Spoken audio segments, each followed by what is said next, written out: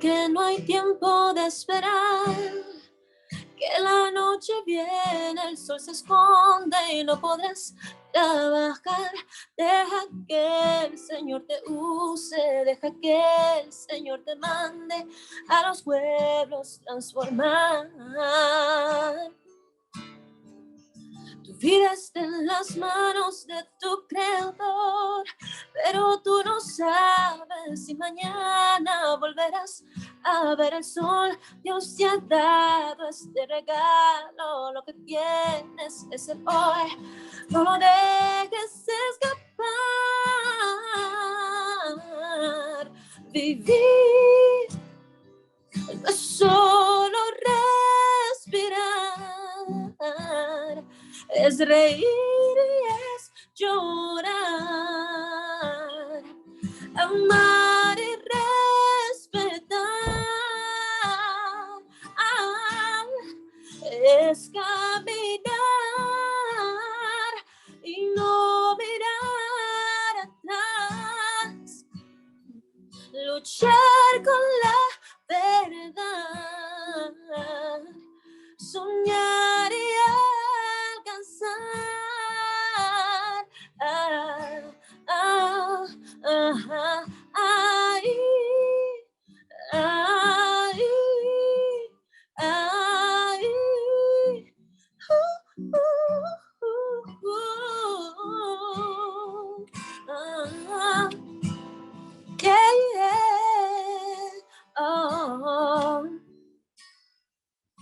Mira que no hay tiempo de esperar, que la noche viene, el sol se esconde y no podrás trabajar.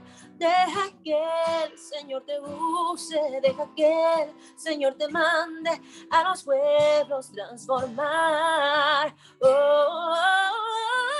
Tu vida está en las manos de tu Creador, pero tú no sabes si mañana volverás a ver el sol. Dios te ha dado este regalo, lo que tienes es el hoy. No lo dejes escapar. Oh, vivir no es solo respirar, es reír y es llorar, amar y respetar,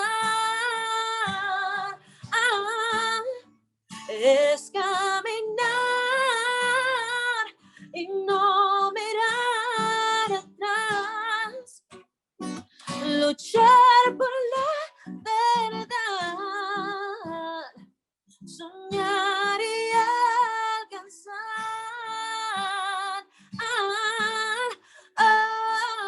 vivir, no solo respirar, es reír y es llorar, amar y respetar, es caminar y no mirar atrás, luchar por la verdad, soñar y alcanzar.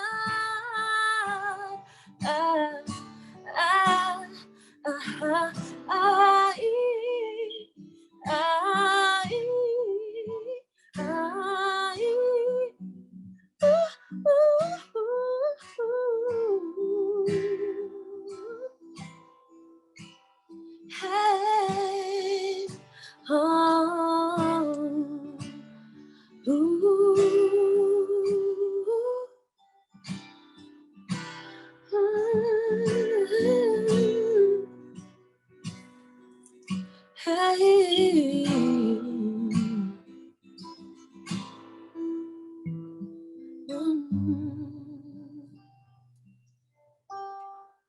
Muchas gracias por darnos esta bienvenida, Shirley Hernández.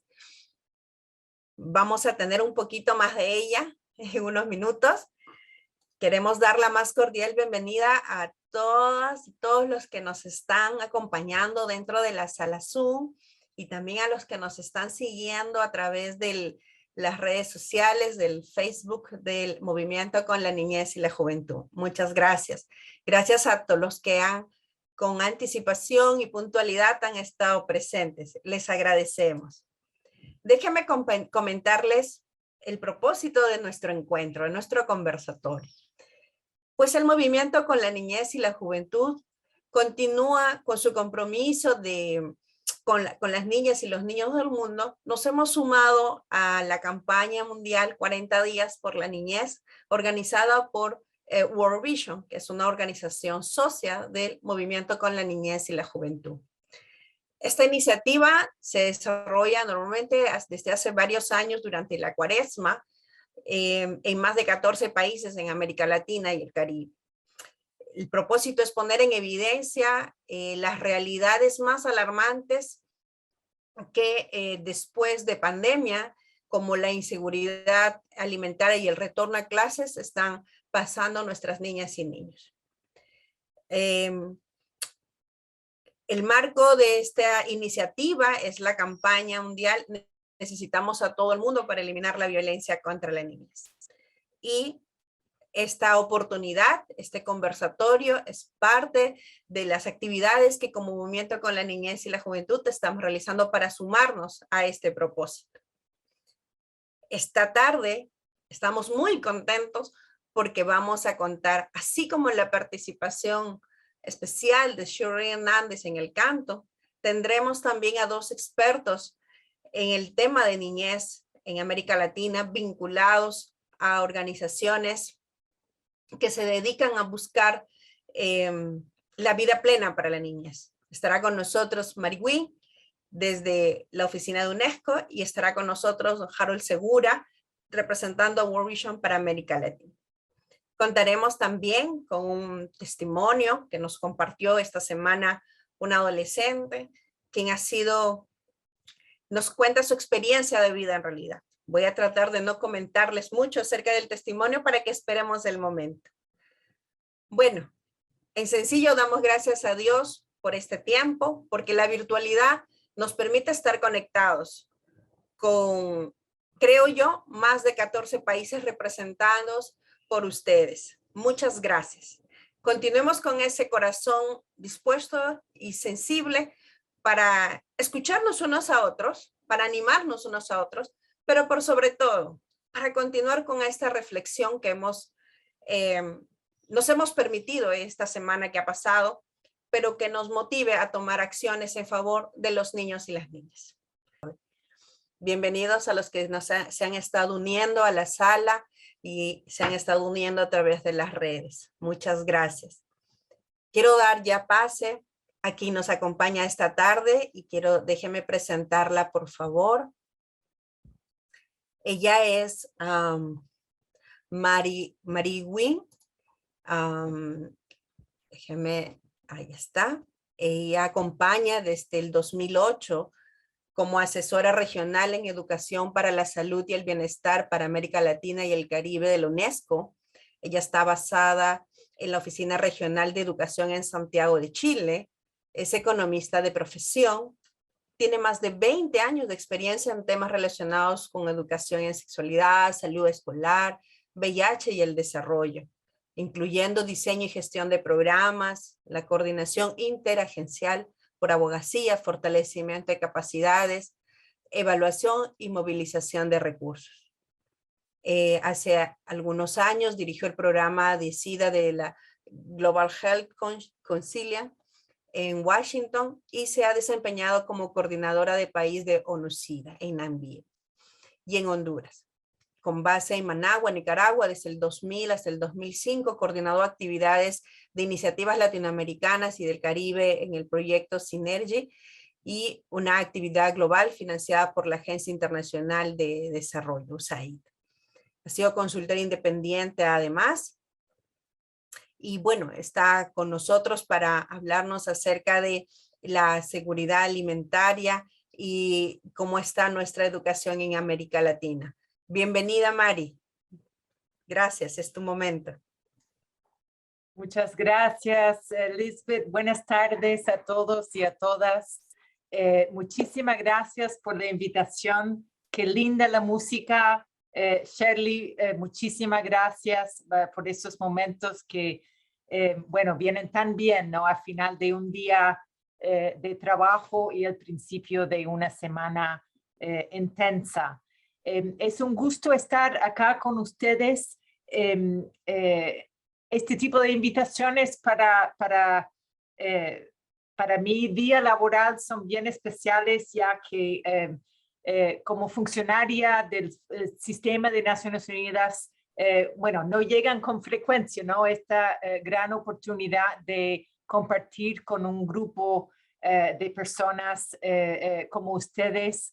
Así que yo lo agradezco mucho como un momento para poner los pies en la tierra y no solamente en la burocracia y en el funcionamiento de un sistema que a veces es bien complejo. Así que yo estoy encantada. A ver si me permiten compartir mi pantalla para compartir algunas ideas con ustedes, pensando en el tema. ¿Están viendo la pantalla? Bastante ¿Sí? bien. Perfecto. Gracias. Ok, muchas gracias. Yo trabajo en la Oficina Regional de Educación para la región de la UNESCO. Aunque trabajamos en varios sectores como cultura, ciencias, comunicación, nuestra oficina trabaja casi exclusivamente en temas de educación con ministerios y otros socios en Latinoamérica y el Caribe. Yo trabajo mucho en temas de educación en salud, incluyendo educación y nutrición, y hemos en los últimos años beneficiado mucho de una alianza con FAO, que es la Organización de Alimentos del Sistema de Naciones Unidas, y he tomado la libertad de robarles unos gráficos muy interesantes para describir la situación de seguridad alimentaria tal como está ahora en la región. Estos datos son del 2021 y así que empiezan a tomar en cuenta el impacto de COVID, que es muy importante. Y vuelvo a mencionar que estos cifras son de la organización la FAO, así que es un plagio, pero un plagio honesto, porque son los mejores en este tipo de resúmenes de la situación. Aquí pueden ver algo bien preocupante y que es una tendencia que ya había empezado antes de COVID, que es un aumento importante en el número de personas con hambre en América Latina y el Caribe, que de hecho en el 2020 fue el mayor número en 20 años. Y pueden ver en esta gráfica cómo ya iba subiendo y aumentando esta tendencia para alcanzar a 59,7 millones de personas desde el 2014. Más de la mitad del aumento entre 2014 y 2020 se produjo en el último año, o sea, el año 1 de COVID, y aumentó de un año a otro, de 2019 a 2020, en más de casi 14 millones de personas. Así que no estamos hablando aquí de algo, una condición o una situación lamentable, sino una verdadera emergencia. Y de hecho, perdón, voy a volver. Pueden ver cómo eso venía bajando por muchos años, desde el 2000, por más de una década. Habían avances muy importantes. En Brasil tuvo un marco de política pública muy importante para eliminar el hambre. Así que es alarmante que hemos perdido estos avances en tan poco tiempo. La inseguridad alimentaria moderada o grave afecta a 267 millones de personas en la región. Y aquí pueden ver que esta tendencia también ha aumentado mucho, especialmente en los últimos años. En rojo, el Caribe, amarillo, Mesoamérica y en verde, Sudamérica. Y pueden ver que entre 2014 y 2020 subió más de 74% a alcanzar este número realmente alarmante. Aunque en Sudamérica aumentó mucho en la línea verde entre el 2014 y 2019, también incrementó mucho Mesoamérica, Centroamérica y México. Así que una mirada más a esta situación. Como tantos problemas sociales y económicos, las mujeres sufren esa inseguridad alimentaria más que los hombres. Pueden ver cómo ha aumentado esa brecha entre hombres y mujeres que sufren inseguridad alimentaria en los últimos 6 o 7 años. Y un aumento muy importante, o sea, 41% de mujeres sufren inseguridad alimentaria comparado con 32% de hombres. Esa brecha aumentó mucho. Esa brecha de 10% aumentó más de 30% entre 2019 y 2020. Así que sabemos que en una región como Latinoamérica, donde las desigualdades y las brechas son tan grandes, una situación como COVID solo viene a hacer cada vez más grande estas brechas que tenemos que abordar a la brevedad. Un indicador importante de la inseguridad alimenticia y la malnutrición tiene que ver con el retraso en el crecimiento en menores de 5 años. Esto se ha ido bajando en la región desde hace tiempo, pero pueden ver que en los últimos años los avances empiezan a reducir un poco en su velocidad para llegar a un nivel un poco de estancamiento en los avances. Y es muy importante este tema porque ahí podemos hacer un vínculo directo con educación. Sabemos que los niños que sufren malnutrición y retraso en crecimiento a tan corta edad, luego tienen muchos problemas en el aprendizaje, en el desempeño académico, y este impacto lo sigue a lo largo de la vida. Así que no es solamente un problema de aliviar el hambre en el momento, sino abordar y evitar lo que pueden ser problemas a lo largo de la vida para millones de niños y niñas. Hablamos, en muchas regiones, pero en Latinoamérica, de la doble carga: malnutrición y obesidad y sobrepeso entre niños. Esta gráfica nos muestra la situación en niños menores de 5 años y cómo ha aumentado en los últimos 20 años. Hay que mirar también las cifras para niños y niñas un poco más grandes, ya que en la región estamos viendo pubertad precoz, que muchas veces viene con aumento de peso, cambios en conducta, etcétera.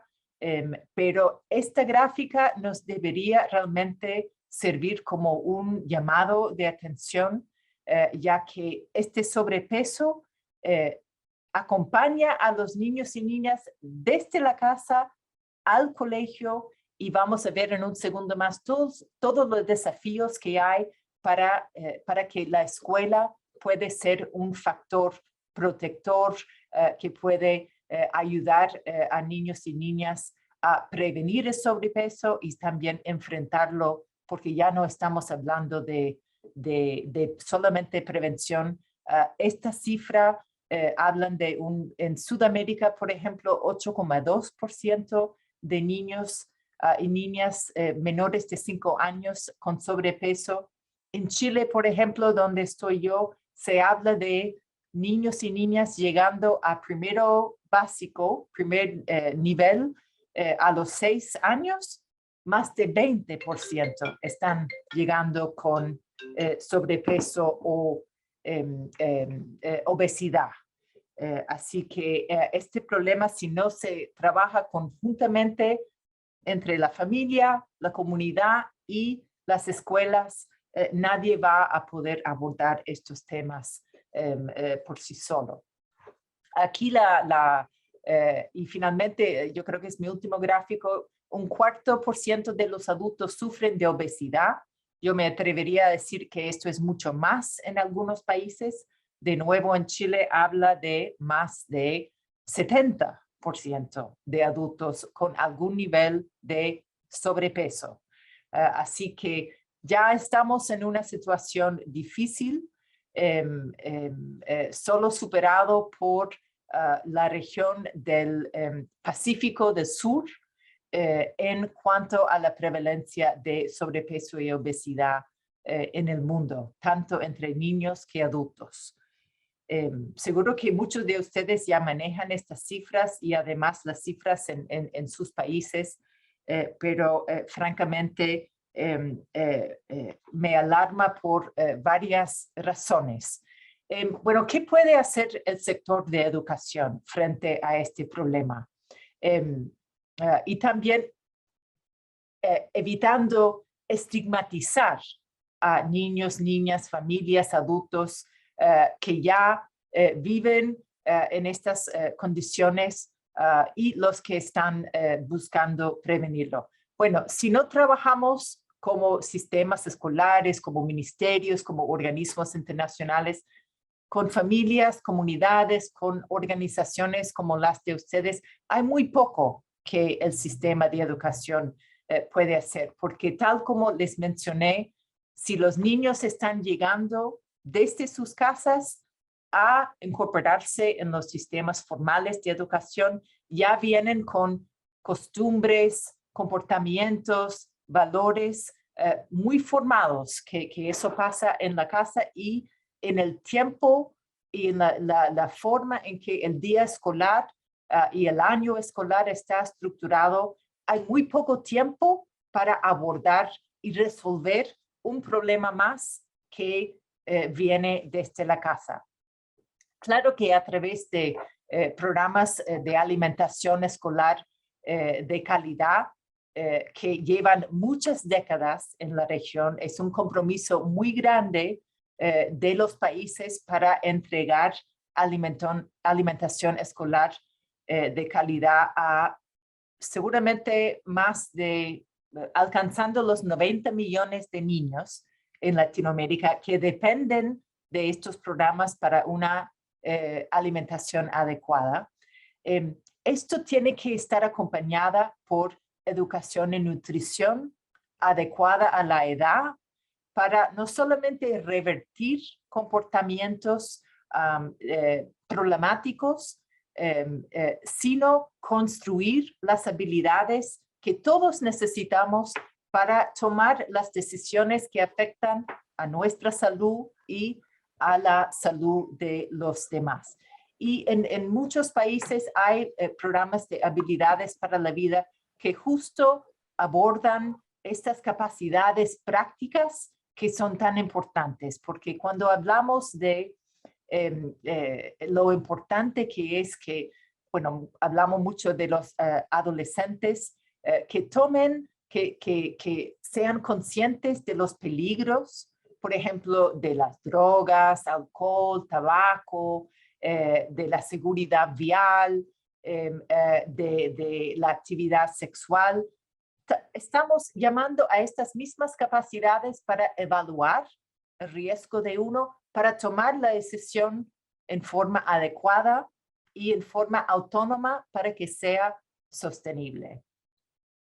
Educación física también es muy importante.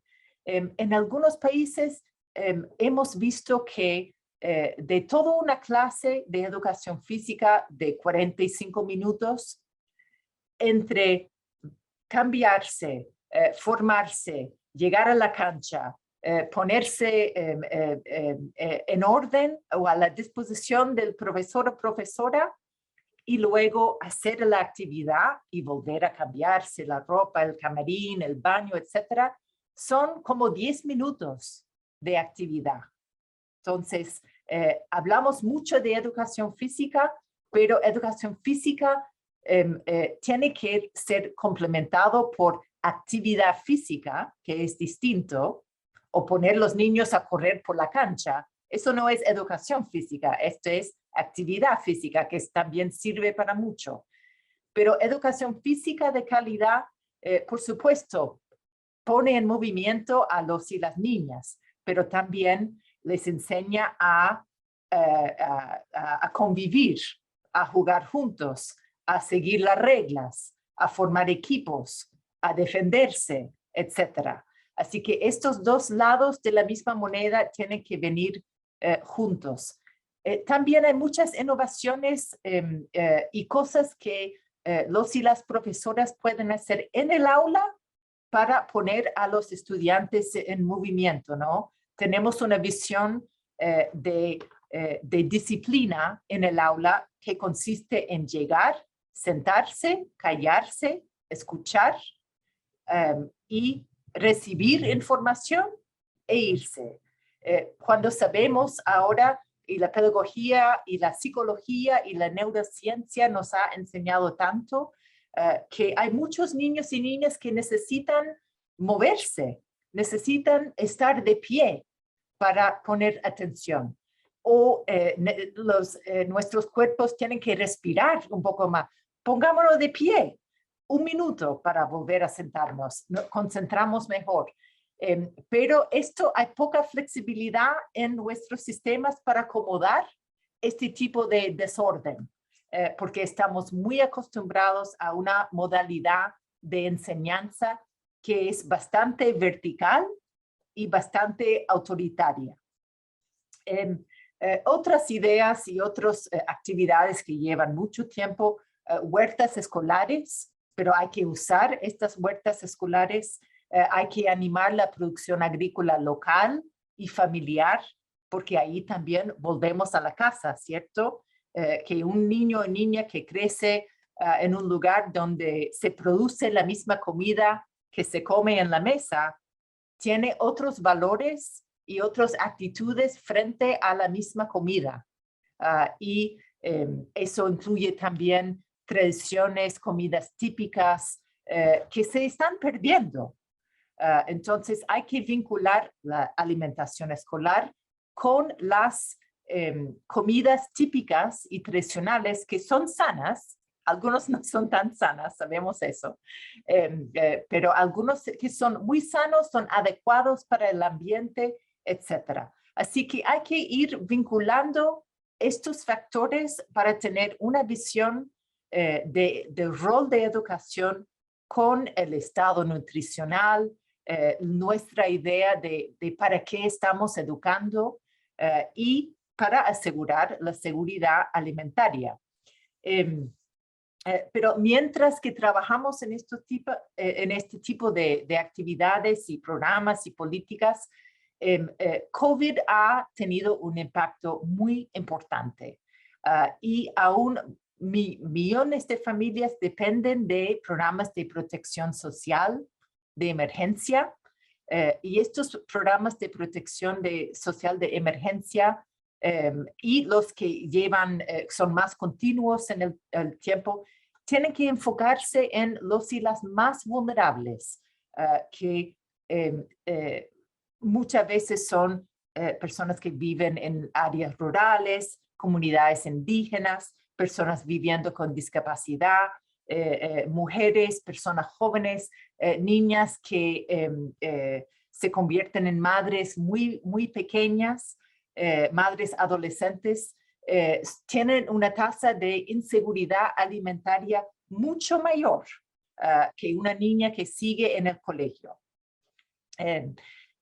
Necesitamos, y ya se está trabajando políticas a nivel nacional para incentivar y aumentar el consumo de comida sana y a la vez desincentivar el consumo de alimentos que son altos en azúcar, en grasa, en sodio y en calorías. Por lo menos comunicando cuáles son estas comidas, pero en otros lugares, en algunos países también vemos restricciones en, por ejemplo, qué se puede vender en el kiosco fuera del colegio o en el colegio.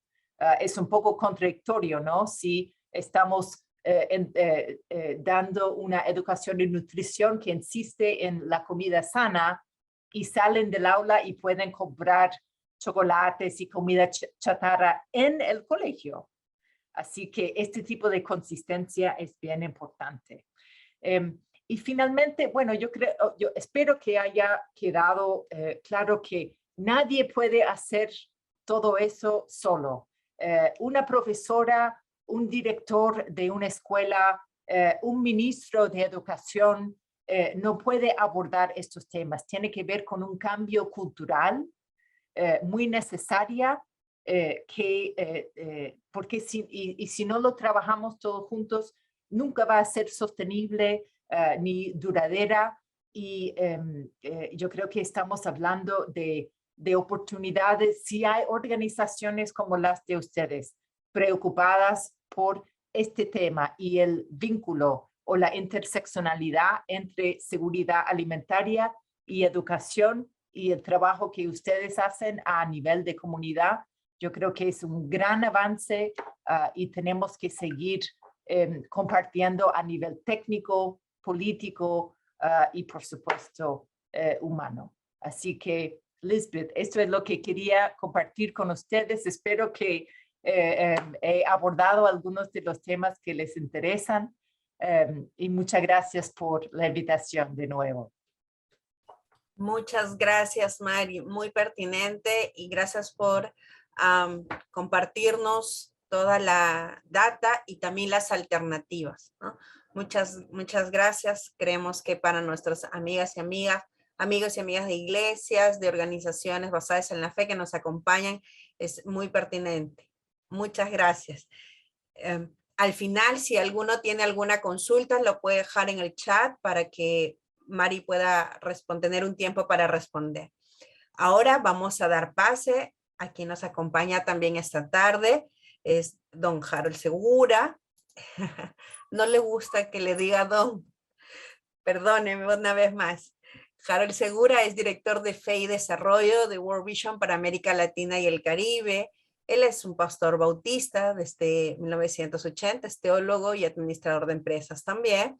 Está vinculado al trabajo de organizaciones no gubernamentales y especialistas en áreas de fe y desarrollo, ¿no? Él es colombiano, es parte de la Alianza Interreligiosa para la Agenda 2030, parte de la Fraternidad Teológica Latinoamericana y miembro del Consejo Directivo del Movimiento con la Niñez y la Juventud, y también cofundador del proyecto latinoamericano Centro y la Niñez, que muchos de nuestros amigos y amigas son parte.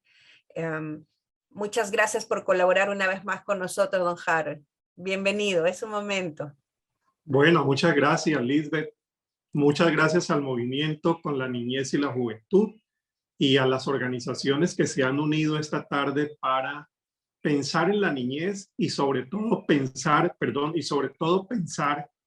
cómo nuestras comunidades de fe podrían involucrarse en estas problemáticas que, como bien hemos escuchado ahora a la señora Mari, nos sobrepasan como pequeña comunidad local. Y escuchando esto, nos inspiramos y nos motivamos para saber cómo es que podríamos responder en formas coordinadas, en formas mucho más estratégicas a problemas que, como digo, superan la comunidad y muchas veces la pequeña comunidad local. De manera que muchas gracias por invitarnos a pensar de esta manera. Hay que reconocer que no es lo más común escuchar estos temas porque, como voy a decir ahora, los temas de especialidad nuestra van más por el interés de la evangelización en el niño, la niña, la educación cristiana y otras cosas más que en este momento voy a describir. Antes de presentar lo que las iglesias pueden o deben hacer frente a la realidad que acabamos de escuchar, habría que agregar que además de educación y seguridad alimentaria, bien pudiéramos incluir también temas de desigualdad social, temas de migración, cómo afectan a los niños y a las niñas en América Latina, temas de violencia, y la lista seguiría siendo larga y el desafío mucho más grande para nuestras comunidades de fe, tanto católicas como evangélicas. Voy a dar una rápida mirada hacia atrás. ¿Qué es lo que las iglesias hemos hecho? O mejor, ¿qué es lo que a las iglesias? Yo pienso que esa mirada hacia atrás nos ayuda un poco a tomar conciencia de cómo podríamos caminar hacia adelante. Soren Kierkegaard, el famoso filósofo danés, tenía una frase que a mí me gusta repetir en algunos espacios. Él decía que la vida solamente se puede entender hacia atrás, pero solamente se debe vivir hacia adelante. Y creo que al movimiento evangélico, como a parroquias y otras comunidades cristianas, bien nos haría mirar hacia atrás, ver de dónde venimos, cuáles son las tradiciones que nos han marcado y desde allí, con este panorama que hoy hemos encontrado y se nos ha informado, ver qué vendría hacia el futuro como comunidades de fe. Las iglesias evangélicas en particular, voy a hablar de ellas, se han caracterizado en especial por 3 ejes de trabajo. El primero es la educación cristiana. Quienes estamos aquí y hemos participado de una comunidad evangélica, hemos crecido en las comunidades evangélicas, hemos sido líderes, están diciendo sí, efectivamente así es. Cuando se habla de niñez, hablamos de educación cristiana. Cuando hablamos de educación cristiana, la especialidad nuestra está en el campo de la enseñanza bíblica, de la enseñanza, podríamos decir en algunos casos de la enseñanza doctrinal, enseñando esas verdades de la fe cristiana en los formatos más básicos para que los niños y las niñas lo entiendan. Esto lo compartimos con Iglesia Católica, solo que lo denominamos de una forma diferente. En la Iglesia Católica eso se llama la catequesis. Nosotros hablamos de la formación cristiana o la educación cristiana. Pero ahí está gran parte del corazón de la tradición evangélica. Ahí está la pasión. ¿Cómo enseñamos en la casa? ¿Cómo enseñamos en la iglesia? ¿Y cómo enseñamos en la escuela cristiana esos fundamentos de la fe? Eso es importante. Eso fundamenta valores. Eso ayuda a vivir. Pero frente a las problemáticas que estamos viendo ahora, uno se pregunta, ¿y cómo enlazamos la historia del Mar Rojo, de Moisés, de Jesús, de David con una onda que mató al gigante, con los temas de seguridad alimentaria y educación, por ejemplo? Y a veces ese puente se nos queda muy débil. O, para decirlo más honestamente, a veces el puente no lo hacemos. La historia bíblica va por un repaso de la historia, pero no hace conexión con las historias igualmente dolorosas a las de Saúl, Samuel y Moisés. Pero el puente no se hace. Un segundo interés nuestro es la evangelización temprana. Este recorrido o esta investigación no demoraría uno mucho haciéndola, sino que bastaría ir a una librería cristiana, al sector de la niñez y ver en qué temas tratan la mayoría de autores la niñez. Y ahí tendríamos el primero que dijimos, y el otro que es la evangelización. A nosotros nos interesa mucho que el niño y la niña tengan una relación con Jesús lo más pronto posible. A veces las preguntas que nos hacen como pastores es, pastor, ¿a qué edad yo puedo hablarle de Jesús al niño para que el niño haga una decisión personal y entregue su vida a Jesús? Bueno, la respuesta que uno normalmente da es cuando el niño pueda entender esas verdades o más o menos pueda tener un lenguaje que le permita entender lo que usted le está explicando, ahí estaríamos listos. Y viene la otra pregunta que en el campo evangélico también es muy importante. ¿A qué edad lo debemos bautizar? Seguramente la señora Mari no sepa que entre los evangélicos no bautizamos a los bebés. La mayoría de las iglesias nuestras lo bautizamos cuando el niño ya tiene cierta conciencia de lo que significa la fe cristiana y allí toma una decisión personal y se bautiza en muchos casos por inmersión o, bueno, la modalidad que cada doctrina haya escogido. Pero ahí tenemos un segundo punto de interés. Y viene el tercero, que este sí enlaza un poquito más con las necesidades, que es la asistencia social. En todas nuestras iglesias hay una canasta de amor, hay un fondo común para las necesidades de las familias de la iglesia o las necesidades sociales, las crisis que a veces vive la comunidad. Esos programas de asistencia social se ampliaron durante la pandemia.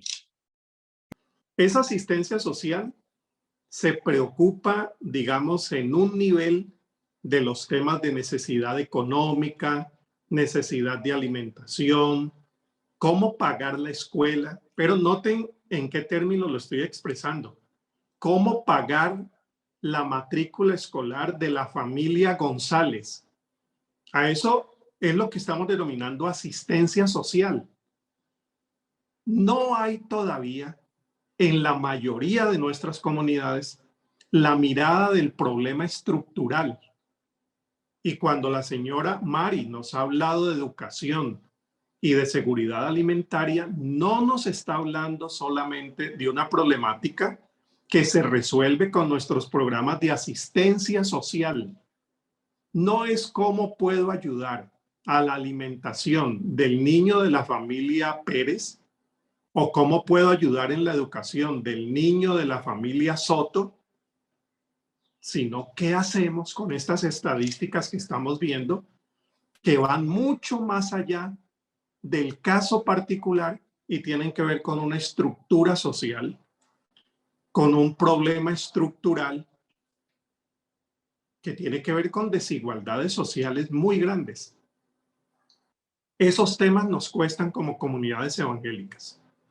Si la educación cristiana, la evangelización temprana y la asistencia social son las que han marcado la historia de las últimas décadas, por no decir del último siglo de presencia evangélica en América Latina, ¿eso qué le dice a nuestras iglesias? Si es que Kierkegaard tiene razón y la vida se reconoce y se entiende hacia atrás, pero se hace mirando hacia adelante, ¿qué nos dice ese pasado? Si es que vamos a tratar de tomar conciencia, ponernos al día, ser un poco más responsables con la situación de la niñez en América Latina y decir en los términos nuestros, ¿no? Señor, aquí tenemos un desafío muy grande y tú que te interesaste en los desafíos grandes, porque el Señor sí que se interesó, ¿qué podemos hacer nosotros? Ese diagnóstico lo que dice es que en verdad la preocupación nuestra ha estado más en el ámbito de lo espiritual que en el ámbito de lo social. Estos temas que hemos visto hoy, o si trajéramos otros especialistas, otras especialistas para hablar de esas otras problemáticas que ya mencionamos, no son los temas más comunes. Incluso hay personas en las iglesias que dicen, pero migración, ¿qué tiene que ver con espiritualidad y fe? Violencia, ¿qué tiene que ver con nuestra religión y nuestro seguimiento de Jesús? Porque privilegiamos lo espiritual y religioso sobre lo social, como si lo social no fuera espiritual. Es una toma de conciencia que necesitamos hacer. Por otra parte, nosotros privilegiamos las acciones que podemos hacer en mi comunidad sobre aquello que pudiéramos hacer con otras comunidades y hacerlo en común. Mire, esto tiene mucho que ver con lo que acabamos de escuchar hoy.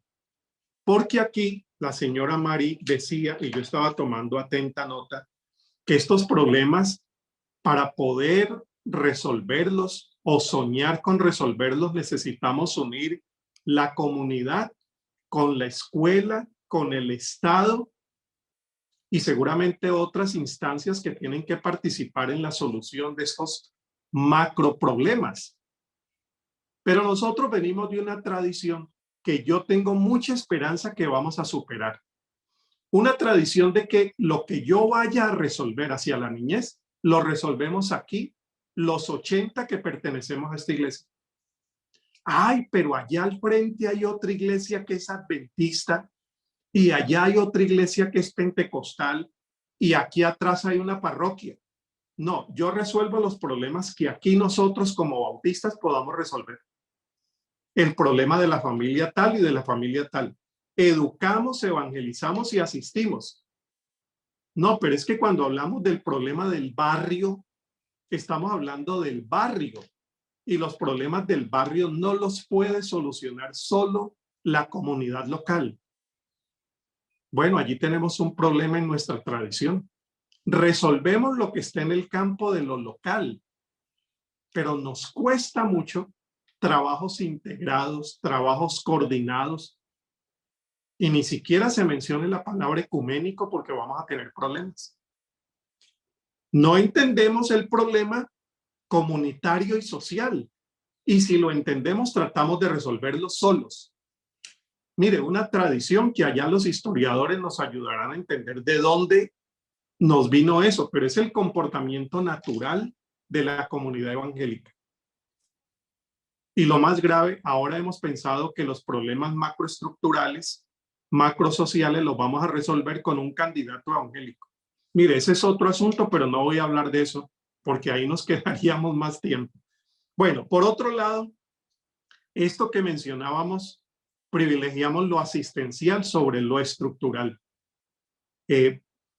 Temas como justicia social son temas que cada vez están más presentes en la comunidad evangélica, pero que no lo han estado antes. Cuando hablamos de justicia, por ejemplo, en el lenguaje evangélico hablamos más de justificación que de justicia. La justificación del pecado, la justificación en Cristo, la justificación del pecador, pero lo de justicia, incluso hay un dato muy curioso, algunas traducciones de la Biblia donde decía justicia, los traductores escribieron justificación. La justicia como que siendo un tema tan importante y tan profundo en toda la narración bíblica. El Dios que se interesa en el hambre de la gente, en la educación, en la justicia, en lo que está pasando. Los libros de Deuteronomio, de Números, de Levítico, donde Dios se mete en cosas que no tendrían para nosotros nada que ver con espiritualidad, pero que para Dios, allí donde hay necesidad, allí hay presencia del Espíritu y allí el Espíritu necesita involucrarse porque el ser humano es íntegro y es integral. Entonces, ahí tenemos también algo para tener en cuenta. Voy terminando aquí. Si contrastamos las realidades que hemos visto hace unos minutos con lo que las iglesias hemos venido haciendo, caemos inmediatamente en la cuenta de lo que podríamos hacer. Porque aquí estamos es para soñar. Aquí no estamos solamente para reconocer una estadística, sino decir cómo pudiéramos soñar con una iglesia más presente en la sociedad, pensando en la niñez, más comprometida, más responsable. Y lo que yo traigo como afirmación pastoral es la siguiente. Si pensáramos más en la realidad de la niñez, tendríamos iglesias más completas más integrales, más vitales y con posibilidades de estar más presente en la sociedad. Entonces, si ustedes en uno de los grandes congresos mundiales evangélicos, como es el movimiento de Lausana, en el último encuentro mundial que fue en Ciudad del Cabo, Sudáfrica, hay algo que se llama el compromiso de Ciudad del Cabo, que yo les animo a leerlo. Se encuentra en internet todo el compromiso de Ciudad del Cabo. Compromiso de Ciudad del Cabo 2010. Escuchen lo que allí se decía. Considerar la realidad social como punto de partida de la acción misionera. La agenda de la misión, continúa diciendo el pacto, la propone el mundo.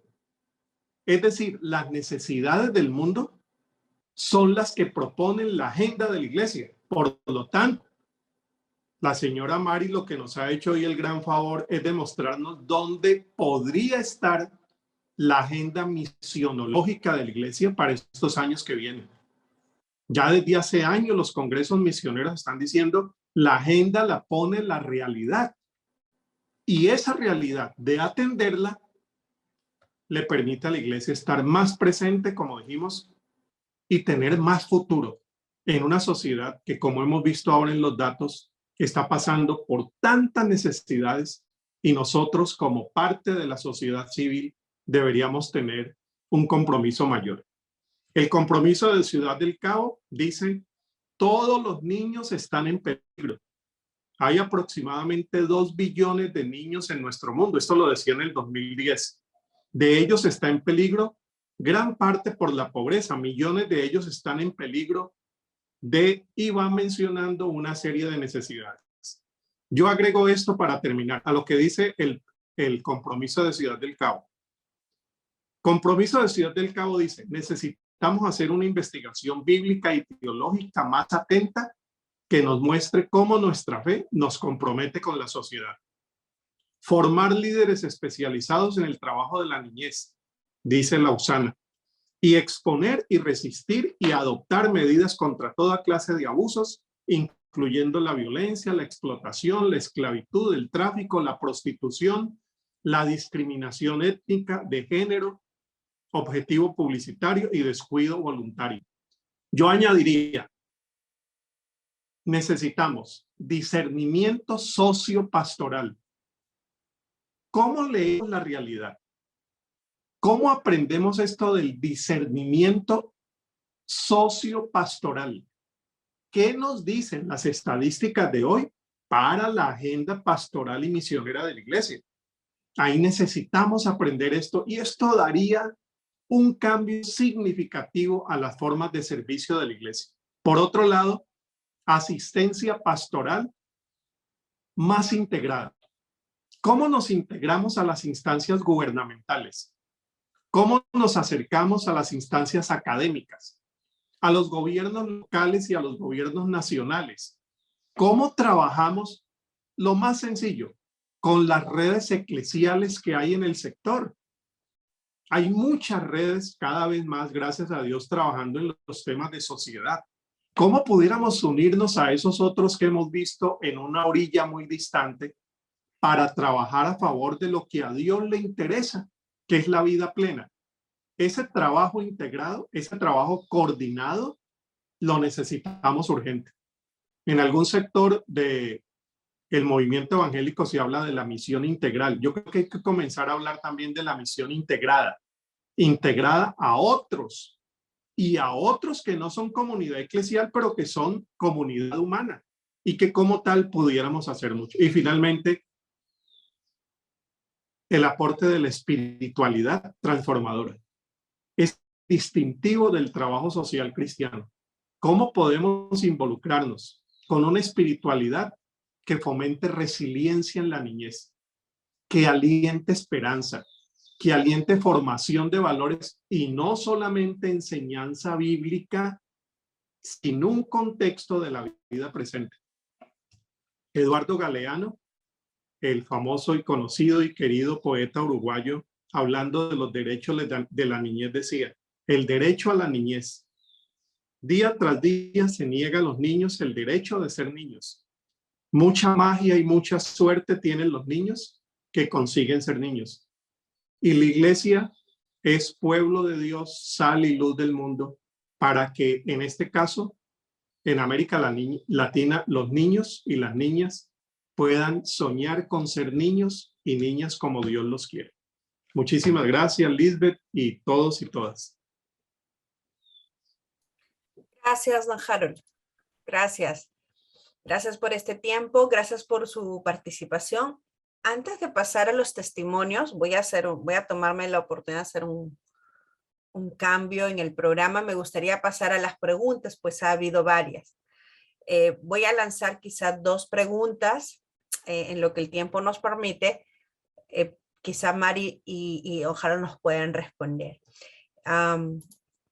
Una primera pregunta para Mari, quizá con la finalidad de ahondar lo que nos planteaba era, la educación es un derecho, así como la salud y la alimentación, ¿no?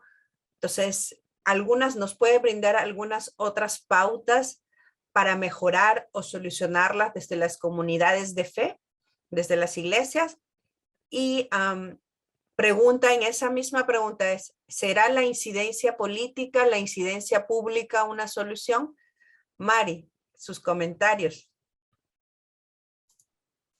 Pero Lisbeth, me diste las preguntas más difíciles. Mire, yo estaba escuchando con muchísimo interés las palabras de don Harold y también leyendo el chat. Y me quedó mucho la idea de que la agenda la pone la realidad. Y el tema de los derechos, el derecho a la educación, el derecho a la salud, el derecho a la vivienda. Bueno, el mundo definió esos derechos hace mucho tiempo, ¿no? En el 1948, cuando el mundo entero, para terminar con la guerra, identificó estos derechos universales y indivisibles. Básicos a todos los seres humanos. Y yo creo que a lo largo de décadas desde entonces, los estados han ido reafirmando sus compromisos y poniéndose a la disposición de la comunidad internacional para rendir cuentas. Y esto es como la base del sistema de Naciones Unidas de apoyar a los países en rendir cuentas a los compromisos, a la garantía de estos derechos básicos. Así que voy a la segunda pregunta primero. La abogacía, la incidencia política ahí es fundamental. Porque es la presión de la sociedad civil en todo sentido, academia, movimientos de jóvenes, comunidades de fe, el sector privado, que son los que eligen los gobiernos, ¿no? Así que esta incidencia es muy importante. Y yo diría que otro rol que veo muy importante en este mundo tan polarizado, en todas partes. Estamos viviendo una guerra en Ucrania, unas situaciones políticas en muchos países, pero las comunidades de fe se organizan alrededor del diálogo y es justo lo que es necesario. Y yo creo que el diálogo no es solamente un valor, es una habilidad. Y estamos hablando de habilidades, la educación, no solamente para corregir comportamientos no deseables, pero para formar ciudadanos del mundo, gente solidaria, gente responsable que puede tomar sus decisiones autónomas.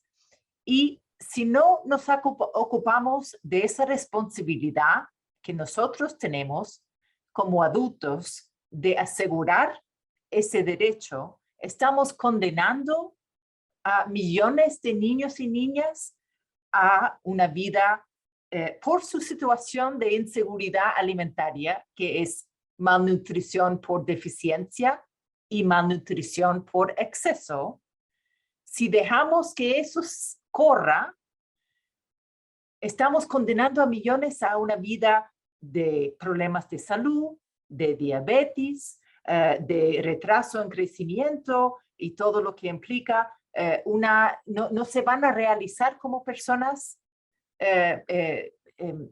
y nosotros tenemos la responsabilidad de ayudarlos porque no somos nosotros que hemos creado este mundo. Comida chatarra, el desastre ambiental que tenemos. Así que con los derechos vienen responsabilidades y deberes. Y yo creo que eso tiene que estar en la base y está en la base de la conceptualización que nosotros tenemos de la educación transformativa, pero en un contexto que es bastante crítica. Estimamos que 70% de niños y niñas de 10 años en la región no pueden leer y entender un texto básico. ¿Qué vamos a hacer con estos niños? Vamos a esperar que pueden leer una etiqueta, que van a entender información más compleja acerca de temas de salud, problemas de salud, nutrición, paz mundial. No, mucho menos. Tenemos que abordar estas deficiencias y ahora, porque todos se nos cruza y como decía el pastor, este discernimiento es bien difícil, pero trabajando a nivel local con esta asistencia integral, siempre buscando otros que están enfrentando las mismas situaciones con estrategias, con buena práctica. Hay fuerza en la unidad y yo creo que las organizaciones que ustedes representan son, y de lo que yo sé del movimiento evangélico en sí, su fuerza es en que está siempre buscando crecer, profundizar en su trabajo. Así que yo estoy muy optimista acerca de todo lo que ustedes pueden hacer. Muchas gracias, Mari. Muchas gracias por toda esta pauta y darnos una vez más esta realidad y retarnos al compromiso. Gracias. Don Harold, hay una pregunta que también le permitirá, creo yo, ampliar lo que ya nos comentaba. Nos preguntan, nos ha hablado de que debemos hacer este puente y este paso, ¿no? A mirar más allá. Y nos dicen, ¿cómo podemos hacer como iglesias, como líderes?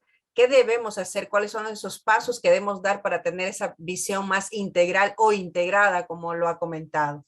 ¿Podría dar más alcance sobre eso? Es lo que preguntan. Y con eso ya cerramos este espacio de preguntas. Bueno, gracias y muchas gracias a quien hizo la pregunta. Yo creo que un buen ejemplo de cómo podemos avanzar en ese campo es tener cada vez más ejercicios como el que estamos haciendo ahora. Este es un ejercicio que nos ayuda mucho y nos ayuda en la medida que tenemos una comprensión más amplia de la sociedad, nos ayuda a entender mejor la fe. Si uno se va a los relatos bíblicos, si uno no entiende los contextos sociales de los personajes, no entiende la fe de los personajes. Por lo tanto, el contexto social siempre ha estado presente cuando se habla y se vive la fe. Entonces hoy, si nosotros tenemos un contexto de los textos bíblicos, podríamos dialogar entre esos textos y los contextos de hoy para darnos cuenta que el hambre que muchos de los personajes bíblicos vieron en su momento es lo que estamos viendo hoy y que las reacciones que ellos tuvieron, los compromisos, los padecimientos o las esperanzas forman parte también de nuestra fe. Y eso nos permitiría tener iglesias menos aisladas de esa realidad, más comprometidas y por ende comprendiendo mejor lo que significa la fe de Jesús, que es una fe siempre puesta en la realidad del ser humano, en la necesidad de ofrecer plenitud humana, bienestar, y que allí está, como decíamos, la gran agenda de misión de nuestras iglesias. Diría eso, Lisbeth. Muchas gracias, Harold. Gracias por la participación respondiendo a estas consultas. Sé que hay muchas más, nos daremos tiempo luego, pero quiero pasar a este siguiente momento para que escuchemos este valioso testimonio. Yo soy Emily Barragán, tengo 16 años, vivo con mi padre, mi madre y mis hermanos. Yo tengo 2 hermanas. Ahora estoy en el colegio en 6º grado y estoy esforzándome para pasar a 6º. Entonces, las 3 estábamos en el programa primero de Círculo de Aprendizaje y estábamos estudiando con una profesora y habíamos muchos niños así de varias edades. Ok. Entonces nos fueron nivelando y luego nos pasaron a aceleración. En aceleración la profesora, en ese tiempo estábamos como ya saliendo de la pandemia y la profesora venía hasta el CDI porque el colegio queda lejos y aquí nos daba las clases, nos enseñaba, nos explicaba cosas que no sabíamos porque como no teníamos internet no nos podíamos conectar a las clases virtuales. Entonces hablamos con el pastor y el pastor nos emprestó el salón y empezamos a estudiar acá, porque en ese programa vemos varios niños de acá del CDI, hay unos que no son del CDI, pero también son beneficiados del colegio porque estamos aprendiendo todos para nivelar. Okay. Bueno, yo empecé a estudiar y yo estaba contenta porque tenía tiempo sin estudiar. Y ahí mi abuela me metió en el programa del CDI porque mi mamá estaba en Bogotá. Y el CDI antes era en una casita por allá arriba. Entonces me metieron en el CDI y ya llevo creo que 3 años acá en el CDI, en el programa. Es que nos han enseñado cosas que, por ejemplo, antes no hablábamos casi, como de la prevención de embarazos, nos daban charlas sobre las redes sociales. Pues me enseñaron a arreglar uñas en emprendimiento. Aprendí también en una coral de música, porque a mí me gusta la música. Y pues también nos metieron en el programa de los estudios, que también fue muy beneficioso para nosotros. Sí, me ayudó mucho. Al principio, pues yo estaba contenta. Luego, cuando me enteré que iba a hacer 6º grado, y no, pues iba a ser como que la más mayor del grado, me puse triste y yo le dije a mi mamá que yo no quería seguir estudiando. Pero luego entendí que no me tenía que importar lo que pensaran los demás de mí.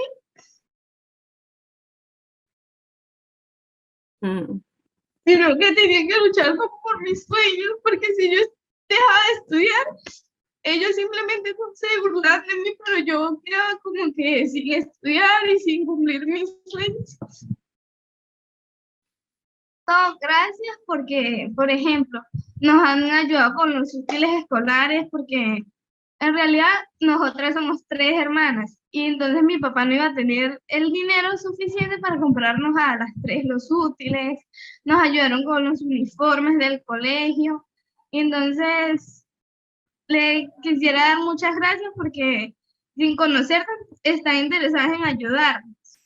Entonces que nosotros también, algunos, no voy a decir que todos, vamos a valorar mucho lo que nos dan y por eso yo también tomé la decisión de estudiar y cumplir mi sueño, para que todo lo que pues creyeron en mí no, ¿cómo le digo? No tengan que decidir cambiar mi sueño simplemente por el que irán, porque yo sé que hay muchos de este programa que salieron de Venezuela y o sea, no estudiamos y ahora estamos en un grado que no correspondemos y somos casi los mayores del salón.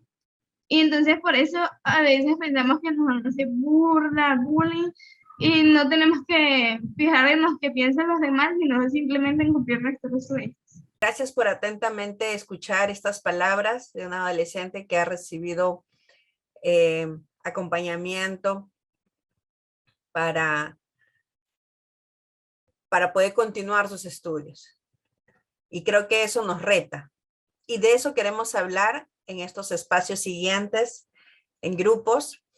Vamos a pasar a unos grupos pequeños y queremos también despedirnos de nuestros amigos en las redes.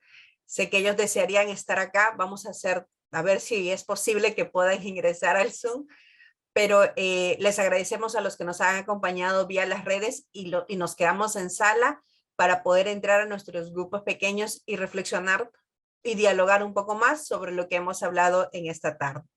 Acepte, por favor, la invitación a participar en los grupos pequeños. Y una vez más agradecemos a Mari, a Harold y a Shirley que nos han acompañado en esta primera parte. Bienvenidos una próxima vez para continuar construyendo juntos. Don Harold, bienvenido. Si desea quedarse, por favor. Entiendo que Mari, sé que ella con anticipación nos ha compartido, igualmente que Shirley. Todos los demás estamos invitados a nuestros grupos pequeños. Adelante. Muy bien, vamos empezando. No tenemos todo el tiempo para escucharnos a todos, por eso ha sido el grupo pequeño. Así que quizás el primer grupo que ha enviado su compromiso es de la pastora Juani. ¿Quién ha estado en el grupo de la pastora Juani? Podría empezar muy cortito, casi leyendo su compromiso. Es muy grande, lo he visto, muchas gracias. Pero si lo puede resumir sería genial. ¿Hay alguien que pueda representar el grupo? Es Liz, está por ahí. Ay, ¿dónde está? Solo debe habilitar el micrófono. Wow. No la veo.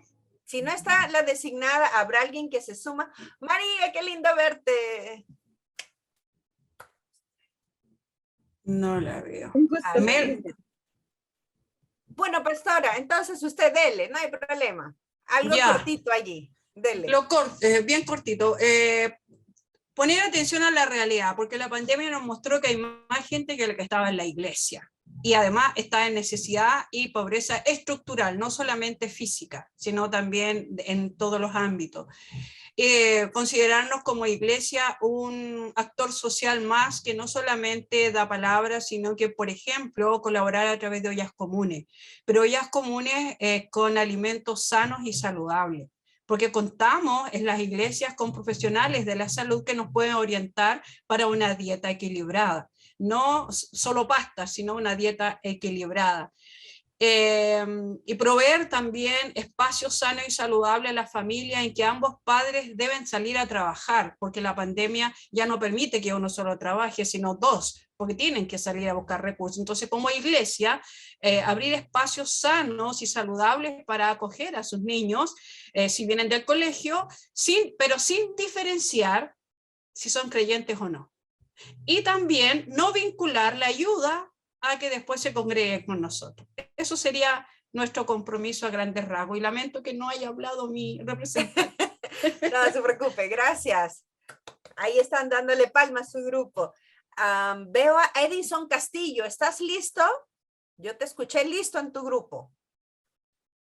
Sí, estoy acá terminando de redactar lo que me han compartido los compañeros del grupo. Dale. Bueno, buenas noches con todos. Nuestros compromisos y obligaciones dentro del grupo que estuvimos reflexionando en el caso de nuestra compañera Roxana, no sé si me escuchan. ¿Sí? Sí, claro, gracias. Ya, gracias. Nuestra compañera Roxana Coronado mencionó luchar por hacer cumplir los derechos de los niños y las niñas y adolescentes, y ella lo está haciendo actualmente, ¿no?, en su país. Otro punto como compromiso y obligación que lo están todavía haciendo aquí en el respectivo país, el de Marco Fabián, buscar el lazo de unión entre todos los hermanos latinoamericanos y fortalecer los derechos de los niños, niñas y adolescentes. De verdad, todos estamos comprometidos con ello. De Sarvia menciona que el compromiso es ser la voz y defender los derechos de los niños, niñas y adolescentes. En caso de Nolvia, ¿no? Seguir instruyendo a los niños. Y en mi caso, desde donde me toca estar, apoyar en los proyectos sociales que sean en beneficio de los niños, niñas y adolescentes. Eso es en síntesis lo que se ha trabajado en el grupo y se ha reflexionado. Gracias. Gracias, Edison. Quiero dar pase finalmente a Primavera Aguilera y con eso cerramos. Primavera Aguilera, del grupo 3. Muy buenas noches a todos. Digo buenas noches, acá en Argentina son las 20:30. Bueno, lo que estuvimos hablando con nuestro grupo con respecto a la pregunta de ¿a qué nos comprometemos como iglesia? La mayoría de nosotros compartió de que nuestras iglesias tienen programas de actividad social, pero concluimos en lo siguiente: fortalecer el discernimiento social para ajustar nuestros programas eclesiales y articularnos y unirnos con otras comunidades de fe y con los sectores de autoridades gubernamentales para lograr un mayor impacto en y alcanzar a la mayoría de los niños y a sus familias.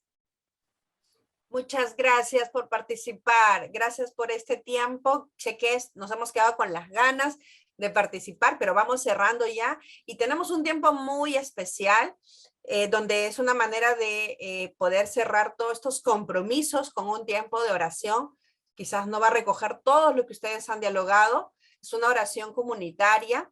Quiero compartirlo y nuestras amigas y amigos que nos han estado acompañando, representando a distintos países de donde podemos aportar distintas World Vision en distintos países. Ellos están en esta tarde acompañándonos y van a tener este tiempo de cierre a través de una oración comunitaria.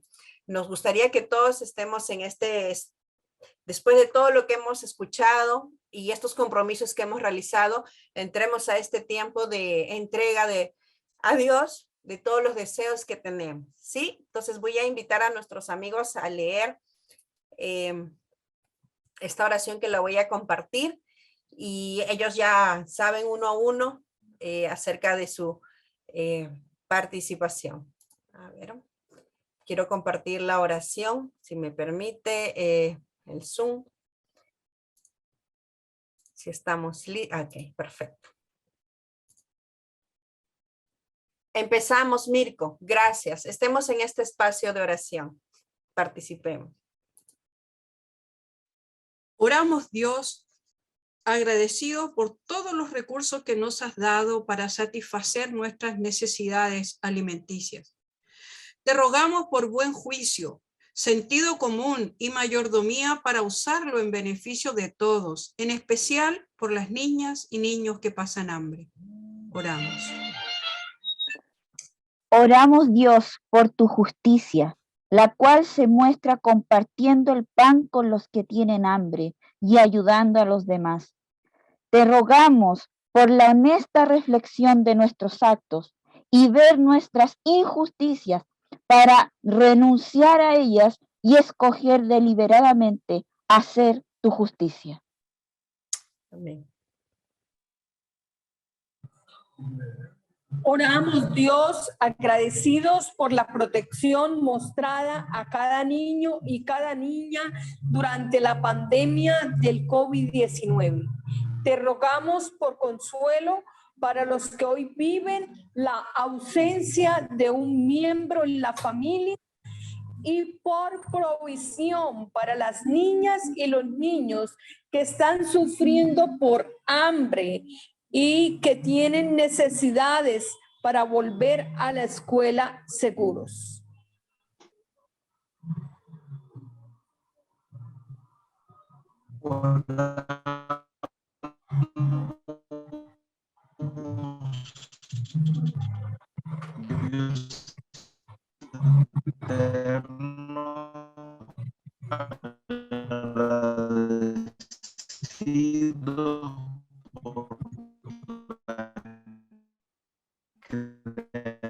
creatividad, para alcanzar con educación a la niñez y adolescencia durante la pandemia. Te rogamos por un buen retorno a las escuelas para que las condiciones en casa y en la sean favorables para cada niño y niña. Amén. Amén. Oramos, Dios, agradecidos por las familias e iglesias que han logrado acompañar a cada niño y niña durante el tiempo que se han quedado en casa. Te rogamos por la salud mental de ellos y ellas, de la niñez, por la restauración y atención al retornar a las escuelas y a las iglesias. Amén. Oramos, Dios, por las autoridades que gestionan la seguridad alimentaria y la educación en nuestros países.